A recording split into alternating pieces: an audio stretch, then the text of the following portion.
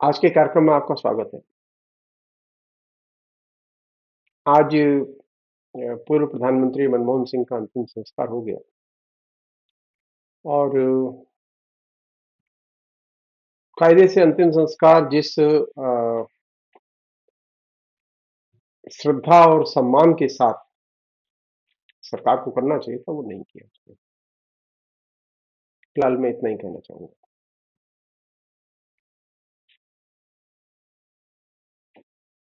ये अचानक नहीं है कि उन्होंने नरेंद्र मोदी की सरकार ने कांग्रेस का अनुरोध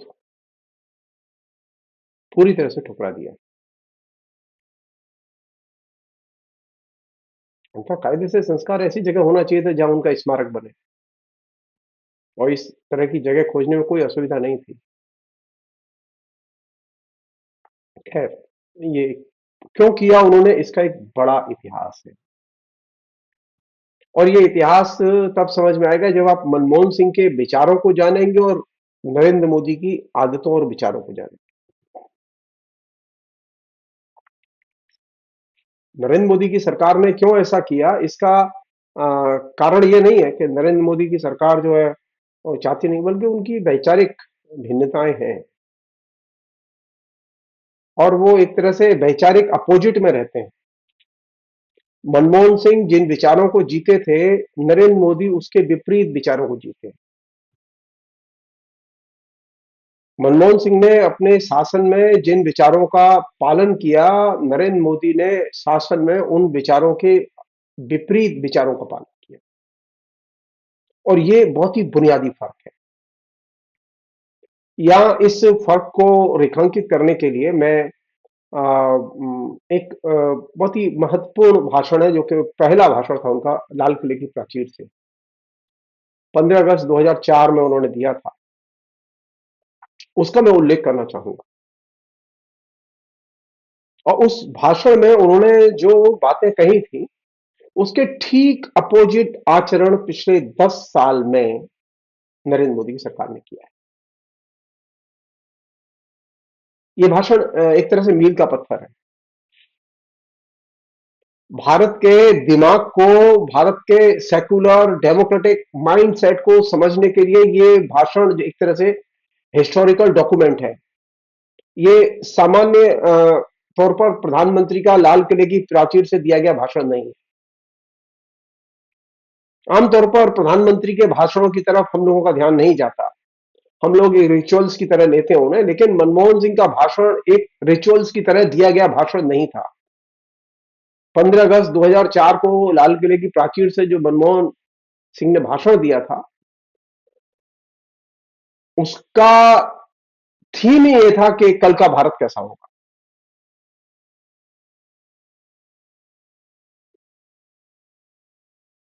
अब आप कल्पना कीजिए कि वो किस तरह के भारत की कल्पना करते थे। ये जो अभी श्रद्धांजलियां दी गई है ना, नरेंद्र मोदी से लेके मोहन भागवत तक, इनके खाली श्रद्धांजलि देने वालों के आचरण देखिए, इनके पॉलिटिकल आचरण देखिए और इनकी श्रद्धांजलि देखिए, तो आपको एक गैप दिखाई देगा। इनके लिए श्रद्धांजलि देना कोई दुख व्यक्त करना नहीं है। श्रद्धांजलि तब अर्थपूर्ण होती है जब आप उस विचार का अनुसरण करें जिस विचार के वाहक व्यक्ति के निधन पर आप दुख व्यक्त कर रहे हैं।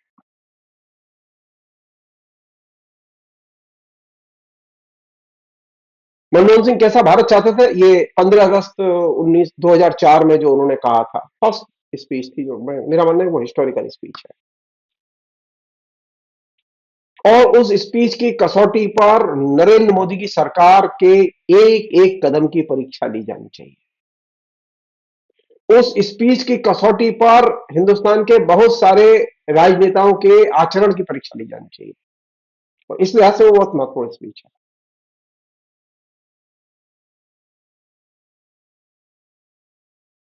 उन्होंने चार पांच लक्ष्य भावी भारत के रखे कि कैसा भारत वो चाहते हैं। उन्होंने कहा कि मैं न्यायप्रिय और मानवीय भारत चाहता हूं। दूसरा लक्ष्य रखा उन्होंने, ऐसा भारत जिसमें सभी नागरिकों के साथ समान व्यवहार किया जाए। तीसरा, समृद्ध भारत। चौथा, शांति में जीने वाला भारत। पांचवा, ऐसा भारत जिसमें हर व्यक्ति साक्षर और स्वस्थ हो।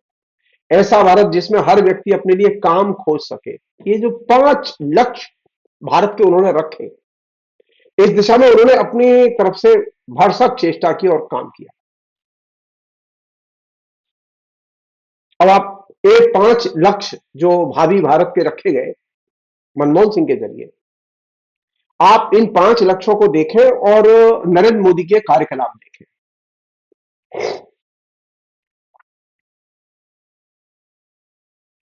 पहला लक्ष्य रखा गया था न्यायप्रिय मानवीय भारत। अब हालत यह है कि अन्याय प्रिय, हेट, नफरती भारत, अपोजिट में एकदम टिपिकल विपरीत अवस्था में हिंदुस्तान को ले गए।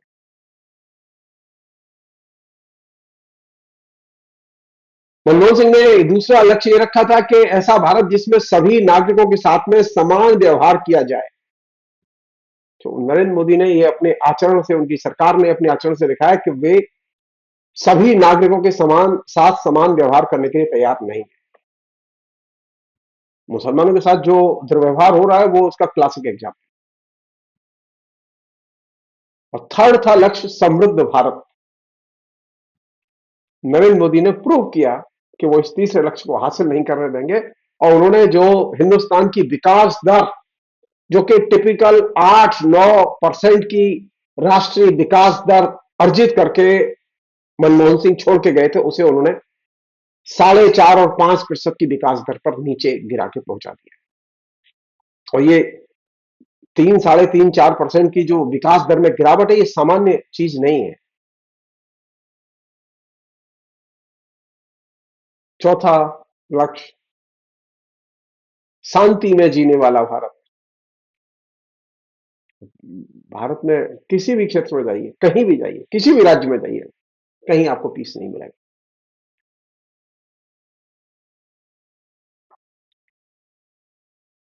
पांचवा लक्ष्य था कि ऐसा भारत जिसमें हर व्यक्ति साक्षर और स्वस्थ हो। ऐसा भारत जिसमें हर व्यक्ति अपने लिए काम खोज सके। नरेंद्र मोदी ने काम खोजने की संभावना ही खत्म कर दी,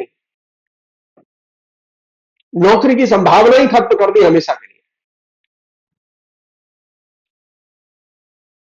तो जो 5 सपने सजोए थे डॉक्टर मनमोहन सिंह ने अपने 15 अगस्त 2004 के भाषण में, वे पांचों के पांचों सपने नरेंद्र मोदी ने अपने आचरण से एकदम ध्वस्त कर दिए।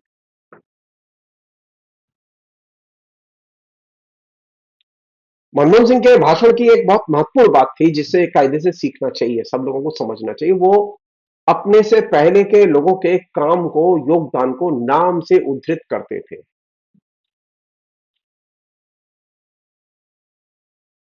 वो जानते थे कि वो हवा में पैदा नहीं हुए, उन्हें हवा में देश नहीं मिला, अचानक देश नहीं मिला है उनको। पहले देश में कुछ लोग रहे हैं जिन्होंने काम किया है, तो वे उनके कामों का जिक्र करते थे। वो नेहरू का जिक्र करते हैं, वो गांधी का जिक्र करते हैं, वो अंबेडकर का जिक्र करते हैं, वो फ्रीडम मूवमेंट का जिक्र करते हैं। वे तमाम उन लोगों की कुर्बानियों का जिक्र करते हैं जिन्होंने फ्रीडम मूवमेंट में भाग लिया, और नाम लेके जिक्र करते हैं। नरेंद्र मोदी तो कभी नाम नहीं लेते। हाँ, कभी कोई प्रेशराइज करता है तो कहते हैं हाँ, नेहरू जी ने कुछ काम किया था।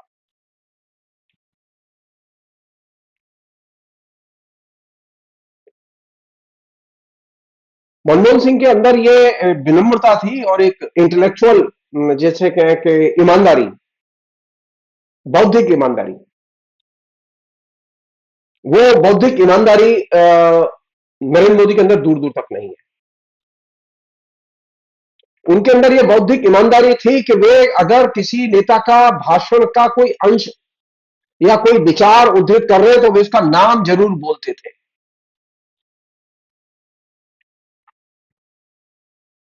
और इसी क्रम में उन्होंने नेहरू को उद्धृत किया, गांधी को उद्धृत किया, उन्होंने अंबेडकर के विचार को उद्धृत किया उसमें।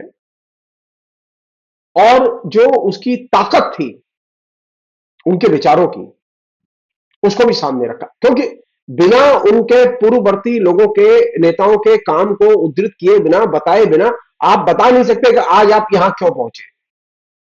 नरेंद्र मोदी जिस तरह से भाषण देते हैं उसमें पता ही नहीं चलता कि उनके पहले कोई हुआ है जिसने कुछ काम किया है। नरेंद्र मोदी अपने भाषण में कभी पूर्व प्रधानमंत्रियों के कामों का, पॉजिटिव कामों का उल्लेख नहीं करते।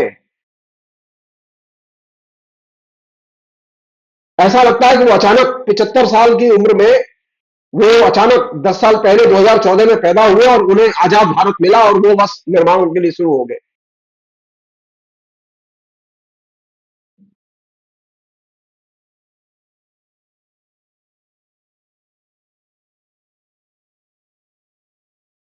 नेहरू ने एक बात कही थी जिसको मनमोहन सिंह ने उद्धृत किया, जहां बताना बहुत जरूरी है। नेहरू जी ने कहा था कि हम सब भारत से बहुत कुछ चाहते हैं, पर हम सब भारत को बदले में क्या देना चाहते हैं।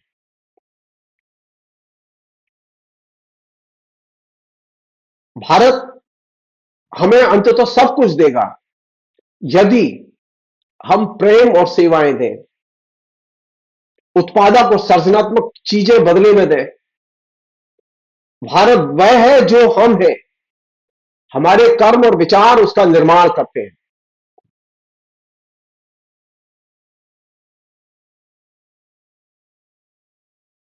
भारत बनाने के लिए प्रेम और सेवा का होना बहुत जरूरी है। और नरेंद्र मोदी ने हेट या नफरत को एक बहुत महत्वपूर्ण एलिमेंट बना दिया भारत के निर्माण के लिए।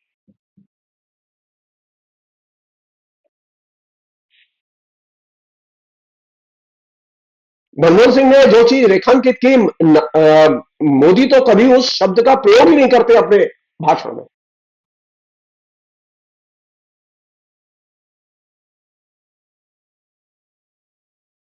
मनमोहन सिंह ने कहा था कि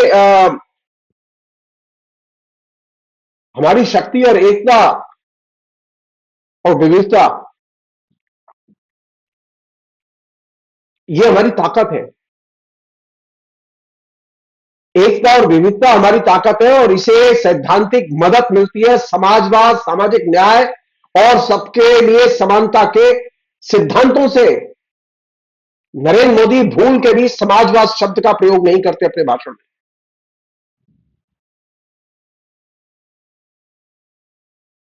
न्याय के सामने सामाजिक न्याय और समानता, ये दो बहुत महत्वपूर्ण पैमाने हैं जिनसे हमारा राष्ट्र पहचाना जाता है।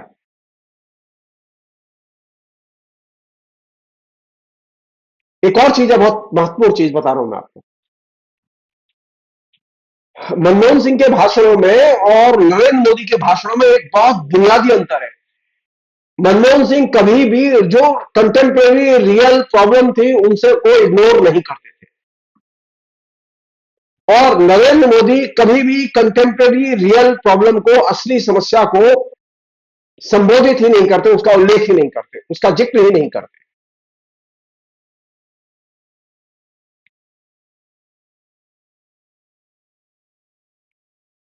और ये तो एक अपने आप में विलक्षण चीज है।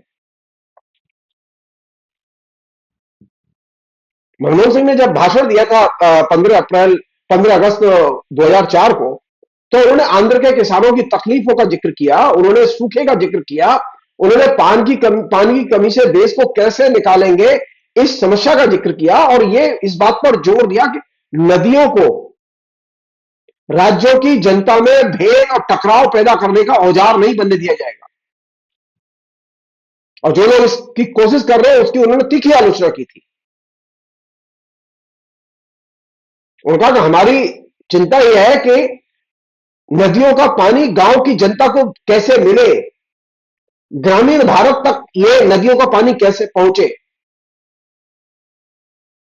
ये हमारी प्राथमिक चिंता है। उन्होंने विकास के 7 क्षेत्र बताए थे और इन 7 क्षेत्रों पर आप ध्यान रखिएगा, नरेंद्र मोदी एकदम उल्टी दिशा में भागे। मनमोहन सिंह ने कहा था कि हमारे लक्ष्य है 7 क्षेत्र जिनमें हम विकास करना चाहते हैं। यह कृषि, पानी, शिक्षा, स्वास्थ्य, रोजगार और शहरी इंफ्रास्ट्रक्चर का विकास। ये 7 क्षेत्र उस समय की यूपीए गवर्नमेंट के कॉमन मिनिमम प्रोग्राम का महत्वपूर्ण आधार थे और हिस्सा थे। अब आप सोचिए, Manmohan Singh common minimum programme का जिक्र कर रहे हैं यूपीए की सरकार का। आपने कभी नरेंद्र मोदी से एनडीए के मिनिमम प्रोग्राम का जिक्र सुना है? नरेंद्र मोदी कभी नहीं बोलते। बोलते जरूर है कि एनडीए की सरकार आई कभी, लेकिन वो कभी एनडीए का क्या प्रोग्राम है, एनडीए के किस प्रोग्राम को वो फॉलो कर रहे हैं, वो कभी बात ही नहीं करते। तो मनमोहन सिंह पहली स्पीच में ही यूपीए के जो कॉमन मिनिमम प्रोग्राम है उसका जिक्र कर रहे हैं। उसके ये 7 महत्वपूर्ण बिंदु थे। और जैसा कि मैंने आपसे शुरू में अर्ज किया कि वो पंडित नेहरू हैं, इंदिरा गांधी है, राजीव गांधी है, इन सबके कामों का वो उल्लेख करते हैं कि इन्होंने कौन कौन से महत्वपूर्ण काम किए। और इस कड़ी में वे बहुत ही महत्वपूर्ण चीज की तरफ ध्यान खींचते हैं जिस पर के कायदे से विचार करना चाहिए। मेरा मानना है वो एकमात्र उनकी मौलिक चीज थी जो उस समय आई थी।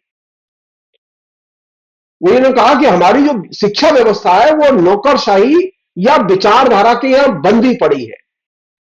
नौकरशाही और विचारधारा के जो कैद शिक्षा व्यवस्था है उसे हमें खोलना है। नौकरशाही और विचारधारा के बंधनों से शिक्षा को मुक्त करना है। नरेंद्र मोदी ठीक उसी दिशा में गए। आज हिंदुत्व की विचारधारा के कैद घर में पूरी की पूरी शिक्षा व्यवस्था को डाल दिया गया है। और कहा था कि अंबेडकर का जिक्र किया था उन्होंने इस प्रसंग में। उन्होंने कहा था, अंबेडकर ने कहा था कि शिक्षा पाने का अधिकार हर एक नागरिक को है और तरक्की के अवसर हासिल हो, तरक्की के अवसर मिले नागरिक को देश में, हमें ऐसी अवस्था बनानी होगी। नरेंद्र मोदी ने तरक्की के अवसर ही खत्म कर दिए। नरेंद्र मोदी ने शिक्षा प्राप्ति का बुनियादी अधिकार है यह धारणा ही अपने पूरे के पूरे कार्यक्रमों के जरिए बुलडोज कर दी।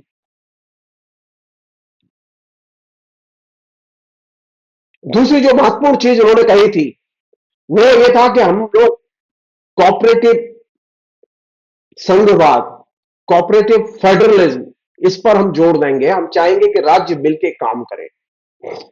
नरेंद्र मोदी की राज्यों से मिलकर काम करने की कोई इच्छा ही नहीं है, योजना ही नहीं है। नरेंद्र मोदी कॉपरेटिव फेडरलिज्म को मानते ही नहीं है, बल्कि वो फेडरलिज्म को ही नहीं मानते और सीधे बुलडोज करते हैं और डिक्टेट करते हैं और राज्यपालों के जरिए राज्य सरकारों को बाईपास करने की कोशिश करते हैं।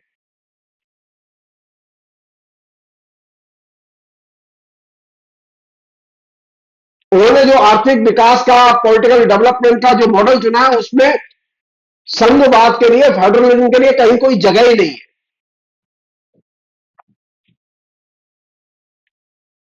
एक और चीज है, बहुत ही इंपॉर्टेंट चीज बता रहा हूं। उन्होंने अपनी पहली स्पीच में नॉर्थ ईस्ट के राज्यों और जम्मू कश्मीर के डेवलपमेंट पर खास तौर पर जोर दिया था कि वहां शांति और स्थिरता स्थापित की जाए। नरेंद्र मोदी ने सत्ता संभालने के बाद सबसे पहले इन्हीं इलाकों में अस्थिरता पैदा की।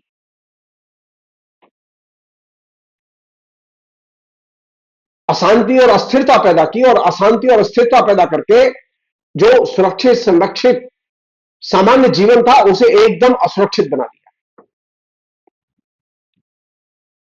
वो शांति और स्थिरता के जरिए सुरक्षित, संरक्षित और सामान्य जीवन चाहते थे और नरेंद्र मोदी ने अशांति के जरिए उस सबको एकदम असुरक्षित बना दिया। जम्मू कश्मीर के तो राज्य के अधिकार को ही छीन लिया उन्होंने।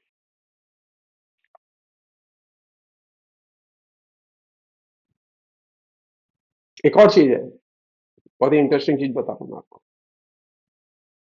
मनमोहन सिंह इसके खिलाफ थे कि उनका मानना था कि सभी रंगत की सांप्रदायिक पृथकतावादी और आतंकी ताकतों से लड़ना चाहिए।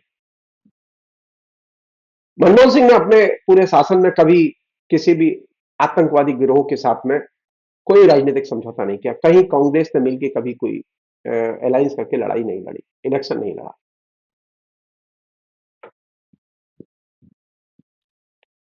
क्यों? क्योंकि वे मानते थे कि इनसे हमें हर हालत में लड़ना है, क्योंकि ये जो शक्तियां हैं, ये राज्यों की जनता के सामान्य जीवन के लिए खतरा है। अगर समाज में शांति स्थापित करनी है, हिंसा का नाश करना है, तो इन शक्तियों से लड़ना बेहद जरूरी है। अगर राज्य को प्रगति और समृद्धि के रास्ते पर जाना है, तो इन राजनीतिक ताकतों से लड़ना बेहद जरूरी है। लेकिन नरेंद्र मोदी ने उल्टा रास्ता चुना। नरेंद्र मोदी जब से सत्ता में आए, उन्होंने पूरे पूरे नॉर्थ ईस्ट के इलाके में और दूसरे इलाकों में जो पृथकतावादी ताकतें थी उनके साथ में, जो आतंकी ताकतें थी उनके साथ में समझौते किए, मिलके अलायंस किए और इलेक्शन लड़े।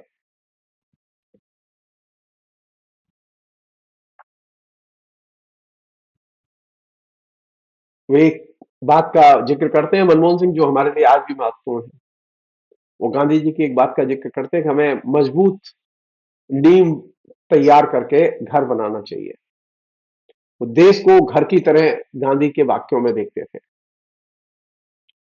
और ये जो घर होगा वो कैसा घर होगा? इसकी खिड़कियां सारी दिशाओं में खुली होंगी, इसमें सारी दिशाओं से खुली हवा आने दो। नरेंद्र मोदी ने तो इसकी नींद भी कमजोर की और एक तरफ की खिड़की खोल दी, खाली हिंदुत्व की खिड़की खोल दी, वहां से हिंदुत्व की हवा आने दो और देश में कोई हवा नहीं आएगी। तो जाहिर है, जब गांधी के रास्ते पर नहीं चलेंगे तो लोकतंत्र का तो विकास नहीं होगा। हम गांधी के रास्ते पर चले थे तो लोकतंत्र का विकास किया था हमने। हमने आर्थिक विकास अर्जित किया था। लेकिन अगर हम अपने घर की खिड़की सिर्फ एक ही खुली रखेंगे जिससे हिंदुत्व की सिर्फ हवा आएगी, तो तय है कि हमारा देश न तो आर्थिक तरक्की करेगा और न लोकतंत्र का विकास होगा। और ये बात पहचानने में मनमोहन सिंह सफल रहे कि ये एक रिस्क तो है, तभी तो वो इस विचार का जिक्र कर रहे थे। उन्होंने एक और बात कही थी, ये बात कह के ये आखिरी बात मैं आपसे शेयर करके मैं बात खत्म करूंगा। उन्होंने कहा जो बहुत ही बड़ी बात थी, वो ये कि ये जो मैं आपसे बातें कर रहा हूं, ये मेरे अपनी बनाई हुई बातें नहीं है, बल्कि उनके जो भाषणों का जो कलेक्शन है, जो करीब 8 एक वॉल्यूम में है, 7-8 वॉल्यूम में है, वो कलेक्शन मेरे पास है। उसकी ये पहली स्पीच है। उन्होंने स्वाधीनता आंदोलन का मूल्यांकन करते हुए ये कहा कि ये स्वाधीनता आंदोलन बड़ा विलक्षण था।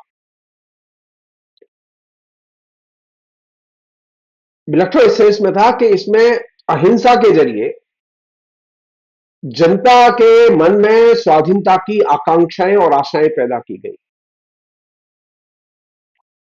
और बड़ी संख्या में युवाओं को गांधी जी ने आकर्षित किया और प्रेरित किया। और सबसे बढ़िया बात क्या थी उस आंदोलन की, वो ये कि गांधी जी बड़ी मीठी और सरल भाषा में बोलते थे। हृदय स्पर्शी भाषा होती थी उनकी।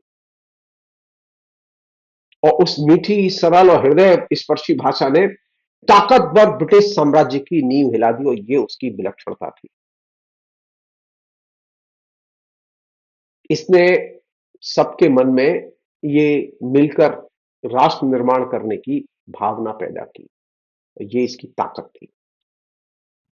तो हमने क्या किया? नरेंद्र मोदी ने क्या किया?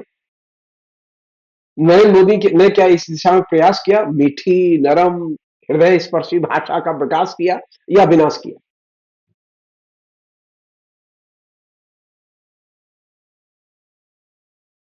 मनमोहन सिंह ये नहीं कहते कि मेरे विचारों को समझो। नरेंद्र मोदी जैसे कहते हैं ना, हमारे विचारों को समझो, मेरे करीब आओ। मनमोहन सिंह कहते हैं गांधी के विचारों को युवा समझे तो शायद देश का, लोकतंत्र का, दोनों का निर्माण करने में मदद मिले। हमारे लिए आज भी सबसे प्रेरक विचार किसके हैं? महात्मा गांधी के। और नरेंद्र मोदी के मुंह से तो ये बात कभी नहीं निकलेगी। पहली पहली स्पीच जो लाल किले से उन्होंने दी 2004 में, मनमोहन सिंह ने साफ कहा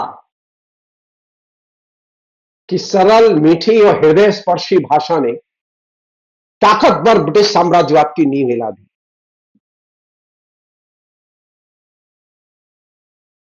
और अब हमारे सामने कर्कश कंठ, आक्रामक भाषा, गाली गलौज की भाषा, एक ऐसी भाषा जो नफरती रूपों से, शैलियों से, भाषिक रूपों से भरी हुई, उसका एकदम व्यापक इस्तेमाल नरेंद्र मोदी और उसके लोग कर रहे हैं।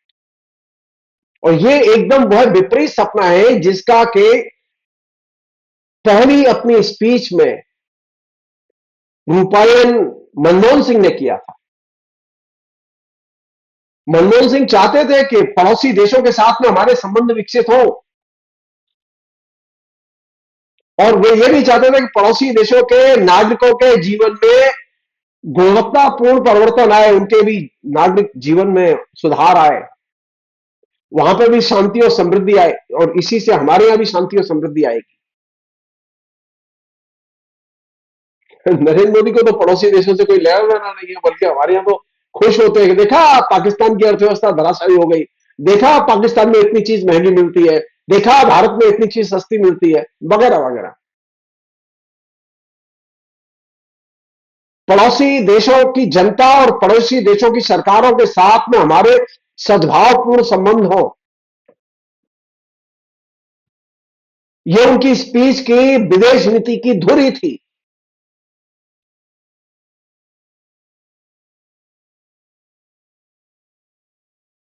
पड़ोसी देशों के साथ में संबंधों के विकास का मतलब है शांति और समृद्धि का विकास, सिर्फ सरकारों के बीच में ही नहीं, बल्कि जनता के बीच में भी।